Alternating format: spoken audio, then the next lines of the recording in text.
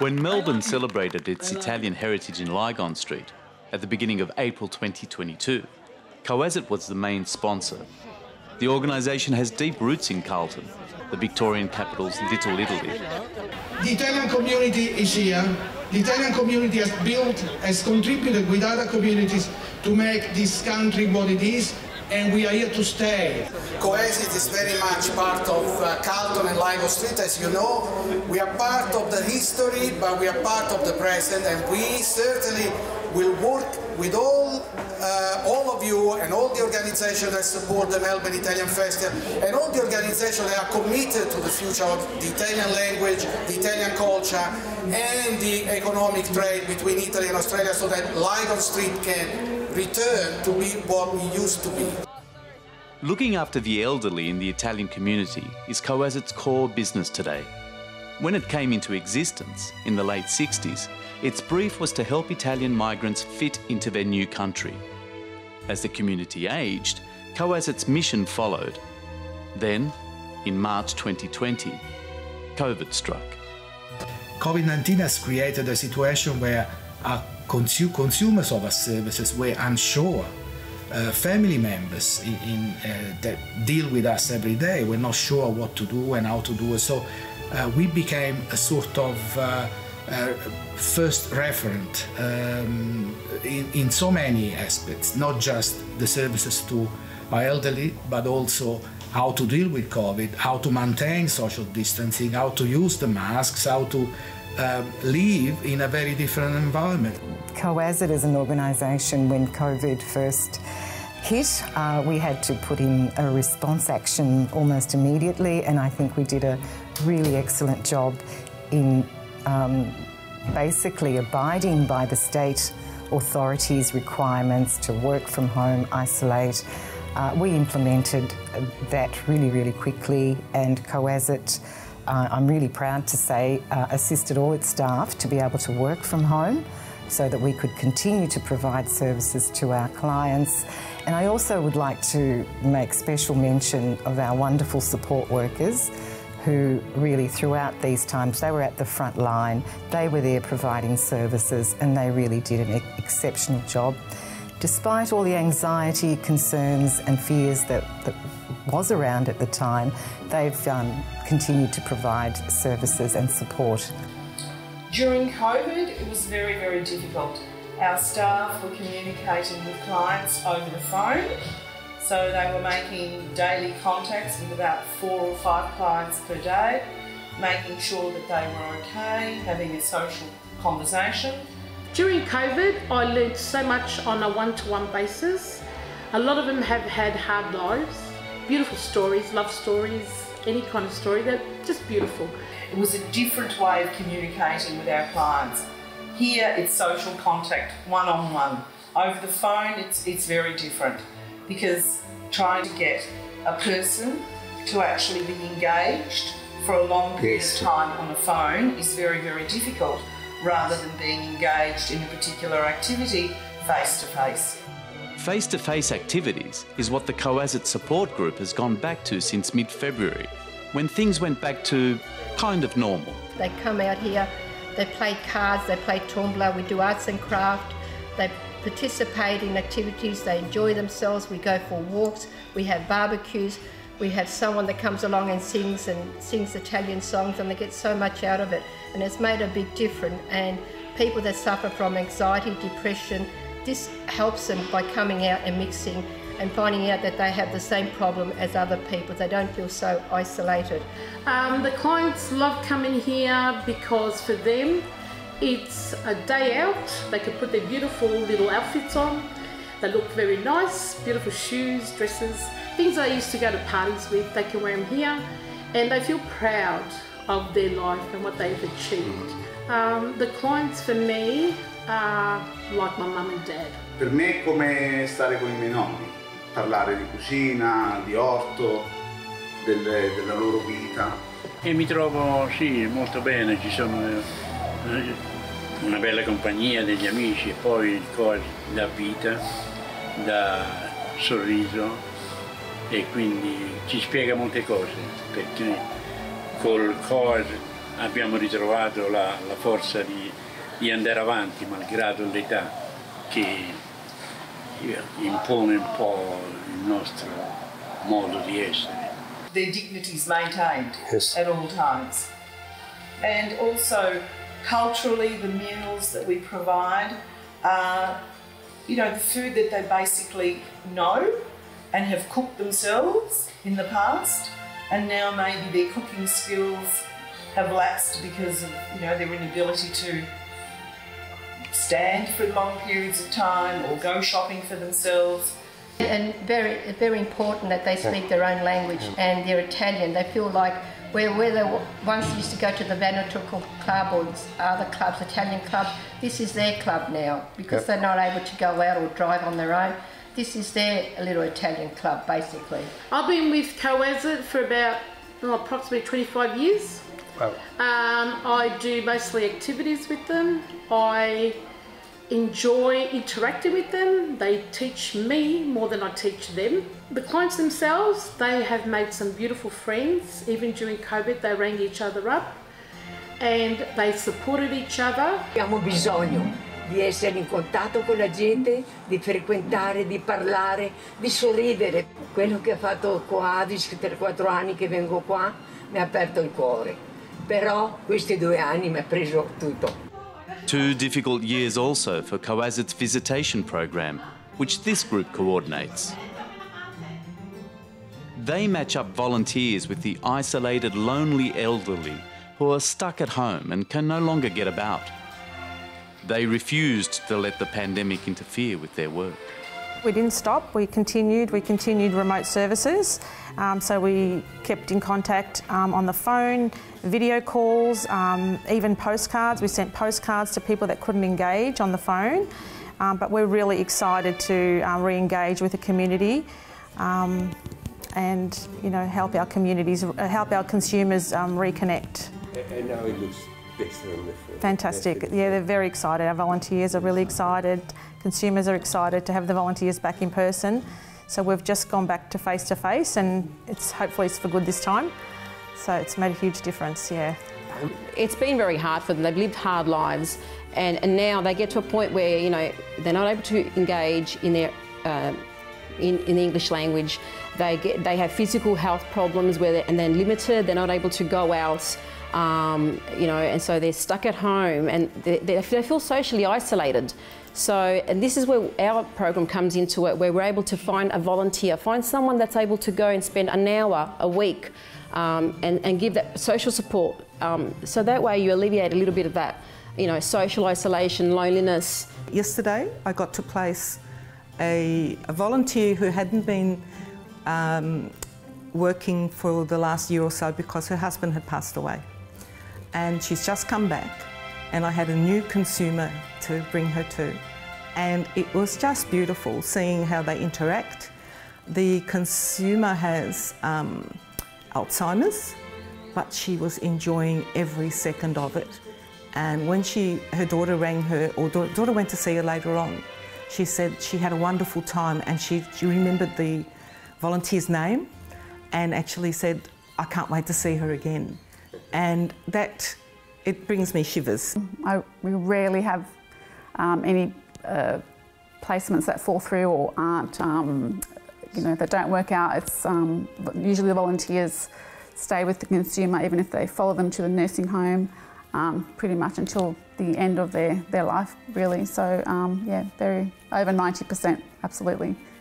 Però a me mi piace tanto passare del tempo con gli anziani, perché io penso che gli anziani hanno tante cose da insegnarti. You know, stare un'ora a parlare con loro, mi sento contenta, mi sento felice. Questo lavoro proprio mi rende felice a me. Tu metti tutti questi italiani in una casa di cura dove tutto è in inglese, tutto, lo staff, tutto in inglese, e loro si trovano davvero persi. Cominciare dal cibo, che è un cibo che non gli piace, e poi non c'è nessuno in cui parlare. Allora quando vedono una persona italiana lì, vedere loro, vedere quel sorriso mi rende proprio felice e contenta. Io trovo gli anziani, organizzo la visita e tutto, però io lotto con il Signore, perché io li trovo e poi il Signore me li prende. So, facciamo I think we've done an exceptional job, and I think we have made a difference and really kept people safe at home with the support that they needed. CO.AS.IT gives Mum an opportunity to stay home and enjoy, what life still has to offer. I was with Mum 5 days a week. CO.AS.IT gave me some opportunity to spend with my family, but it's also for Mum to have, not to feel like she's been a burden to me.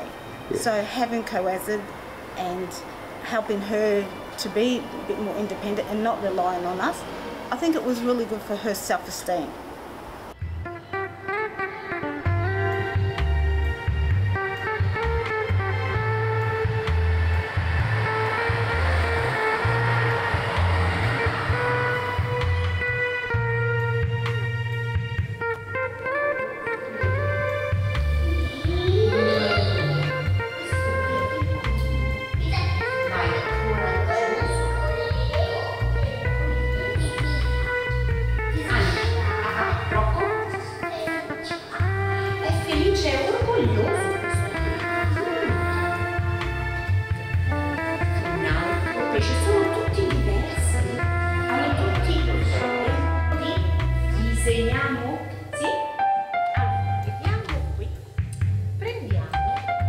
We've had a language program in place since 2012. In 2017 we were officially accredited as a bilingual school.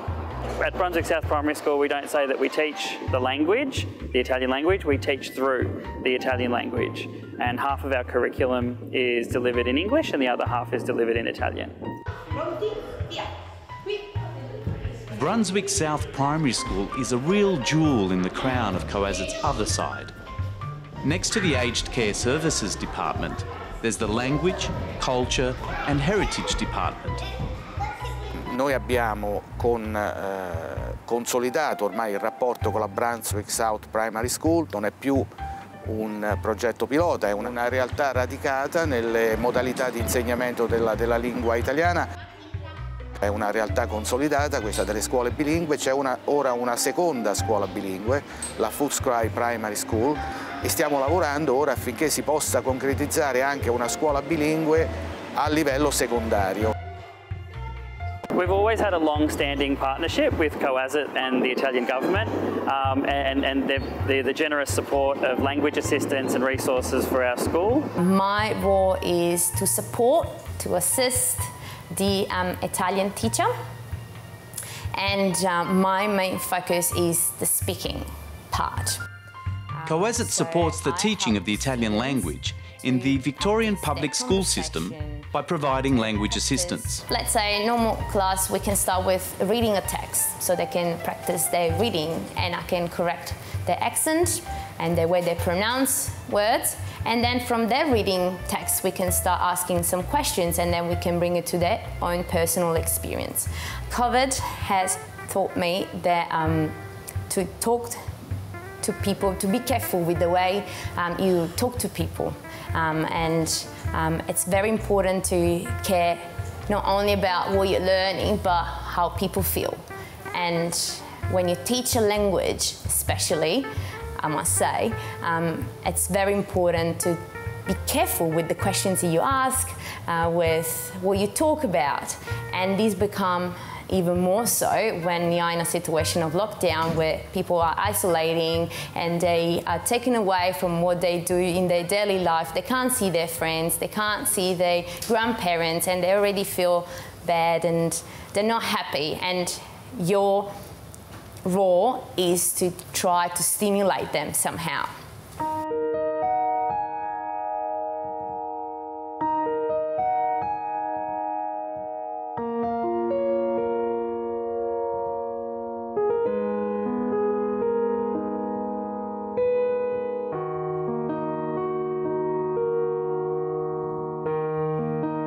The impact of COVID was felt through the entire Language, Culture and Heritage Department. Suddenly, their vast resource centre was off limits to visitors. They had to find different ways to support the teaching of Italian in a school system that had moved to remote learning. We learned that we could provide a lot of resources, especially visual resources, for students, for teachers, for schools online. We also learned some other things that taught us that online wasn't everything. For example, we learned that offering the programs online to students and so on, that the online cannot replace the classroom teacher. Well, I'm in charge of facilitating the Museo education programs for students that are studying Italian, but not only students studying Italian, but also those that are interested in history, multiculturalism and diversity. And so during COVID, it really impacted on the program because we were in lockdown and the restrictions meant that we could not have any visitors to the museum. The Museo Italiano, normally ringing with voices and sounds, fell silent for the best part of 2 years. So I had to think of other ways of supporting the teachers. And I did that by sending some materials, some information about our permanent exhibition in the Museo, and visuals and activities that students could do in the classroom. But of course, it took away the experience of being in Carlton, of actually coming into the Museo, seeing the objects in person, and also, experiencing what Carlton has to offer. So it really is exciting that the bookings are starting again this year. So I'm looking forward to greeting students and seeing teachers come back again. And I enjoy that part of my work because I am a teacher. And now that I work for education services in CO.AS.IT, I do a lot of the coordinating, a lot of professional development for teachers and students. But this gives me an opportunity to continue with my passion, which is teaching. In you come. It's a passion she can give free rein to again, as students of all ages come back to CO.AS.IT Saturday classes or their adult language courses. We have had to adapt to the new conditions that COVID has forced upon us. Within 2 weeks, we had to adapt to a new condition by which all of our classes had to be delivered online. Remote learning, though, brought new students, even from interstate, who were isolating at home and eager for human contact. Now CO.AS.IT have integrated online and face-to-face and gone one step further. And we are having also some lessons where students congregate here at CO.AS.IT on CO.AS.IT premises, and the teacher is delivering the lesson from remotely. So, for example, tonight we have a lesson in which students will be here in one of our classrooms and the teacher will be teaching from Italy, which is really good. We're really excited about this new method. A similar story for CO.AS.IT's cultural events. Sì, effettivamente è stato un periodo difficile per noi come per tutti, e la programmazione ha subito una contrazione e un parziale dirottamento su altri media, soprattutto Zoom, che ci hanno anche permesso di fare cose che prima non avevamo contemplato. Per esempio, noi ci occupiamo di diaspore italiane anche nel mondo, abbiamo potuto ospitare degli interventi di colleghi che si occupano di questi temi in Italia, in America Latina, cose nuove, cose interessanti. So, a silver lining for the cultural programs and also for the heritage program, says its manager. The amazing thing that evolved was people's interest in their own family history became stronger. They had the time to reflect, to talk to their family members, to want to understand more about why are they here, what experience can they share and pass on to other people. And having that connection with their family members and other community members was a big thing because, of course, they didn't have that during COVID. They were kept apart, so this brought people together. And not only that, many found objects, tools, musical instruments, clothes used by their grandparents, which they now want to donate to CO.AS.IT. Old photographs. And also things like tickets on ships, people wanting to know more about the ship that their grandparents came out on here. So we're developing more even tools for people. So when they're doing their family history, we can provide them with more tools to help them with that. Plus, we're getting the names of people who came out on the ships, so it's actually a story as well as the objects. So COVID is now enriching the history of the Italian community in Australia. And that's not the only positive outcome. When the pandemic struck, we weren't prepared, says Marco Fedi, who in March 2020 had been leading CO.AS.IT for less than a year. But then, he says, we learned 3 lessons. Communication. It's vital that we are able to communicate with everyone, the Italian community in general, but also our consumers of our services, the elderly, their families. And there's been a lack of communication because we didn't have the right instruments. We didn't know how to promptly tell them. Today, the circumstances have actually changed. Now new rules in place, and that information had to reach them quickly, sometimes in Italian. So even a translator, an interpreter, didn't have time to translate or interpret, so we did that. We were substitute for that sort of communication, and the lesson is communication has to be a primary tool if you want to achieve a situation where we can in the future manage bushfires, flooding, another COVID or another pandemic event, because that's vital. And if we have learned the lesson, we'll have new tools to do that. The second is that the communication has to be simple, has to be effective, has to be in Italian or other languages, because if we don't do that, we are missing the point, which is that information has to reach our consumers and the Italian-Australian community. And the information cannot be contradictory, so we need a better coordination between state and federal, less politics might be between state and federal, and a single focused commitment on achieving the best possible result, which is making the Australian community, Victorian community, and our Italian-Australian community safe. This is what CO.AS.IT did, and I'm proud of what we have achieved, because we have done it professionally and we have done it with love and passion.